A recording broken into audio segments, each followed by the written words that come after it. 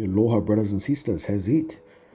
Thank you so much, guys, for sticking with me for this long. I know it's almost been a year since I started making ESO vids. I started in the beginning of the year, so I can't believe it's been 8 months already. But my contract at work is about to end, so hopefully I can post a lot more videos for you guys in the near future. So today I got a Sorc healer vid for you, not a build guide, and not really a tips guide on how to use one, but basically I'm just listing why a Sorc healer is very viable, and I put it on top of some Sorc healing gameplay. This is the first one that I kind of just joined, and holy crap, man, I got top score despite not getting a great amount of kills. I don't do a lot of killing when I'm a healer. I'm not that good like some of you guys are, so still top score in Chaos Ball. Didn't get many kills, died twice, kept the team alive for quite a bit. Thought that was pretty cool, so I shared it on top of that gameplay, and I also give a little bit of helpful information in the vid as well. So mahalo so much for tuning in. I hope you enjoy. The main reason why a Sorc healer is even viable in PvP is because of its extremely strong burst heal, Summon Twilight Matriarch.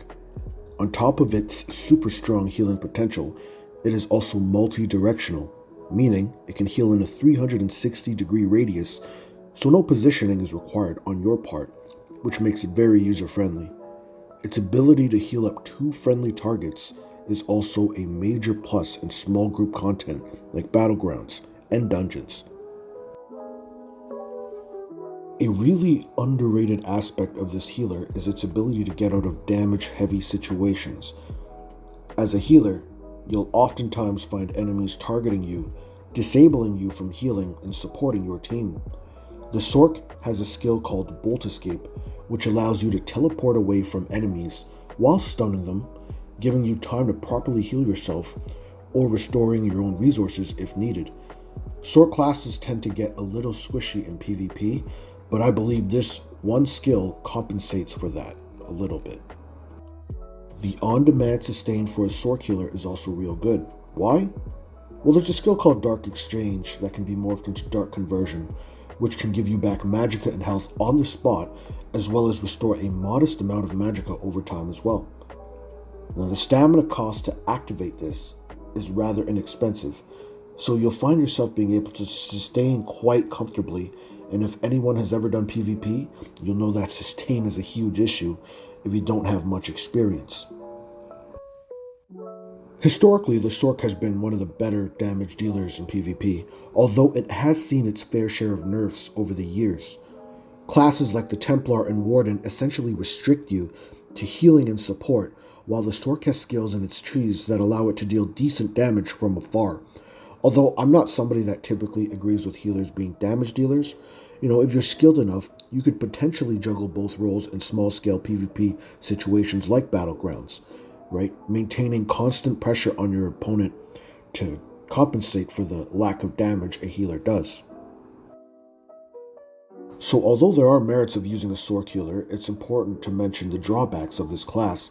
First obvious one being not having a dedicated healing skill tree like the Templar and Warden. Other than the Summon Twilight Matriarch skill, the Sorc does not have other reliable heals to keep the team alive. You essentially have to use the skills from the Restoration Staff skill tree to build your Sorc healer, which leads me to another point, not letting the Twilight Matriarch die. The heal from the Twilight Matriarch is only possible if it's alive. Once it has been killed in battle, you'll need to resummon it to access its burst heal.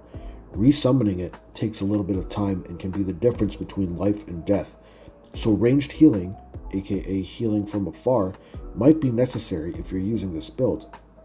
Also, it's not recommended to use this healer in Cyrodiil or Imperial City. Because of the 2 max target burst heal that is the Twilight Matriarch, you might find it difficult healing large groups. Not saying you can't, but against really skilled enemies, you'll definitely sweat a lot more.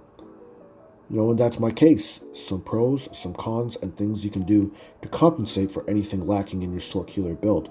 This video wouldn't be possible without some of the viewers in the previous videos that have commented. I made many months back, so mahalo for that. Hope you enjoyed or learned something. Aloha.